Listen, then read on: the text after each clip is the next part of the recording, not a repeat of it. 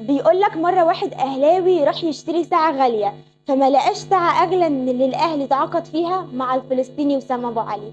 بس بقى كان يا مكان الأهلي بقى عنده مهاجم هداف الدوري وبيسجل من فاولات. لا أنت مش بتحلم، لا ده واقع.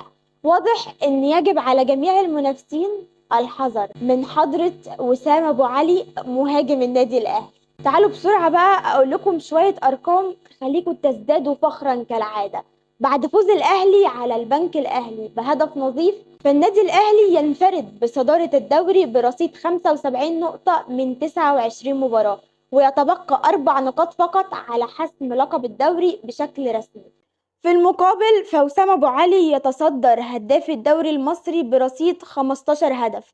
مش بس كده يا جماعة، ده عنده 20 مساهمة تهديفية من 17 مباراة فقط. بجد يا جماعة احنا محتاجين حد يبخر وسام أبو علي. احنا بنتكلم عن لاعب واخد مان اوف ذا ماتش آخر 4 مباريات. ربنا يحميك يا رب ويبعد عنه الإصابات. وسام لو مفيش إصابة وقفته محدش هيعرف يوقفه. هياخد هداف الدوري وهداف دوري الأبطال وهيعمل نسخة للتاريخ في كأس العالم للأندية. فربنا يا رب يحميك يا وسام ويبعد عنك اي اصابات وتكمل بنفس الاداء ده.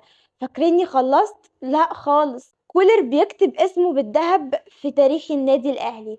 بعد فوزه النهارده على البنك الاهلي فهو بيحقق 18 فوز على التوالي في الدوري.